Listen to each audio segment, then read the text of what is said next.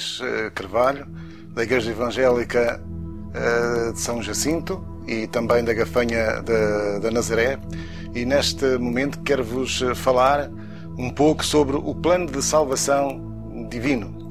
Vivemos dias conturbados, dias de aflição, as pessoas vivem em aflição, todos nós estamos preocupados, mas aqueles que confiam em Deus e conhecem a Palavra de Deus sabem que a Palavra de Deus nos fala acerca de tempos em que estas coisas serão uma normalidade. E aqueles que vivem de facto guiados por Deus e iluminados pela Palavra do Senhor estão confiantes e vivem confiantes em Deus, que tem todo o poder, e seremos guiados por Ele em todos os instantes da nossa vida. Portanto, queria-vos falar então sobre o plano de salvação divina. E sobre este plano de salvação divina, quero-vos levar a entendê-lo da forma seguinte, em 3 pontos, e dividir em 3 pontos este assunto. Primeiro, reconhecer que é pecador e que está condenado. Num segundo ponto, compreender a providência de Deus para a sua salvação. E em terceiro lugar, arrepender-se de seus pecados e crer em Jesus, que ganhou com o seu sangue a sua salvação. No primeiro ponto, reconhecer que é pecador e que está condenado, eu quero mencionar uma porção da Palavra de Deus em Romanos capítulo 3, versículo 9 a 11. O apóstolo São Paulo diz-nos o seguinte da parte de Deus: todos estão debaixo do pecado. Como está escrito, não há um justo nem um sequer. Não há ninguém que entenda. Não há ninguém que busque a Deus. Todos se extraviaram e juntamente se fizeram inúteis. Não há quem faça o bem. Não há nem um só. Portanto, a palavra de Deus é clara quanto a este assunto. Há pessoas que se julgam elas justas, que se julgam elas boas, e até pensam que por essa razão, pela sua bondade, pela forma como vivem, já ganharam o favor de Deus, ganharam o perdão de Deus. Mas a palavra de Deus é clara e diz-nos que a nossa salvação não é ganha através de nossos atos de bondade, nos nossos atos de solidariedade para com os outros, mas através do nosso reconhecimento de que somos pecadores. Precisamos de reconhecer que não somos bons. Precisamos de reconhecer que há um só Deus. E esse é aquele que é realmente bom. Nós somos pecadores. Todos nós. Não há um que possa dizer eu não sou pecador. Reconheça-se como pecador. Está então a entrar no caminho do plano da salvação divina. No segundo ponto, nós devemos compreender a providência de Deus para a sua salvação, ou para a nossa salvação. E para realmente falar sobre este assunto, sobre este segundo ponto, eu quero-vos mencionar o que São Marcos nos fala no capítulo 2 do Evangelho, que ele próprio descreve, no versículo 17. E são palavras de Jesus. E Jesus disse-lhes: os sãos não necessitam de médico, mas sim os que estão doentes. Eu não vim chamar os justos, mas sim os pecadores.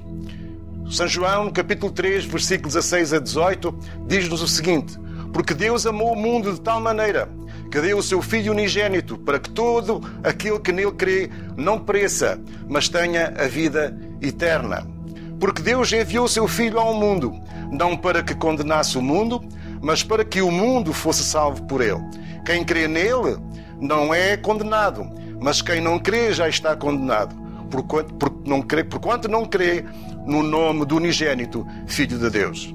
Portanto, a palavra de Deus diz-nos claramente que a nossa salvação, a providência de Deus para a nossa salvação, passa através do reconhecimento de que Jesus Cristo foi aquele que foi enviado por Pai, para que através dele, através do sacrifício feito por ele na cruz do Calvário, todo o homem pudesse vir a alcançar a salvação e o perdão divino. Necessitamos, pois, de reconhecer que o ato de Jesus feito na cruz do Calvário foi em nosso favor.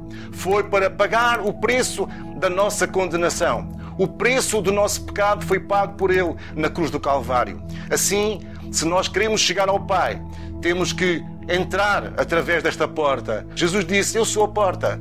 Nós temos que confiar neste Jesus. Ninguém vai ao Pai a não ser através de Jesus. Ele está à espera que você e todos possam reconhecê-lo como seu Senhor, reconhecê-lo como aquele que o salvou, pedir-lhe perdão pelos seus pecados e reconhecê-lo no seu trajeto até Deus. Não podemos chegar até Deus a não ser através do sacrifício de Jesus. Por isso, reconheça este sacrifício como aquele que foi feito em favor de si, para a sua salvação. No terceiro e último ponto que eu quero falar neste momento, neste pequeno sermão, é que devemos arrepender-nos de seus pecados. Cada homem deve arrepender-se de seus pecados e crer em Jesus, que ganhou com o seu sangue a sua salvação. São Marcos diz-nos no capítulo 1 e versículo 15 e no capítulo 16 e versículo 16 o seguinte: disse Jesus: o tempo está cumprido e o reino de Deus está próximo. Arrependei-vos e crede no Evangelho. Quem crer e for batizado será salvo, mas quem não crer será condenado. Não temos outra hipótese, não temos outra opção. Se queremos de facto encontrar paz com Deus, encontrar o perdão dos pecados da nossa vida e estarmos em segurança nos dias conturbados em que vivemos, nos dias conturbados em que irão surgir. Garantidamente a Bíblia fala que virão tempos trabalhosos, tempos muito difíceis, e necessitamos de estar em segurança nos dias em que iremos ficar nesta terra, durante o tempo em que estas coisas acontecerão, e também para que um dia possamos estar em segurança com Deus na eternidade, na paz eterna com Deus nosso Senhor, na pessoa do Senhor Jesus Cristo. Concluo dizendo o seguinte: teremos nós coragem para reconhecer nossos erros e pecados e para refazer a estrutura da nossa vida, colocando nossas vidas de acordo com a palavra de Deus? Repito a pergunta. Teremos nós coragem para reconhecer os nossos erros e pecados e para refazer a estrutura da nossa vida, colocando nossas vidas de acordo com a palavra de Deus? Espero que sim. Espero que todos sejam fortes ao ponto de se humilharem na presença de Deus e reconhecerem Jesus como seu Senhor e Salvador e encontrarem coragem para remodelar e reformular a sua vida nos conceitos de Deus e no caminho de segurança que Ele nos oferece. Até o outro dia, se Deus quiser.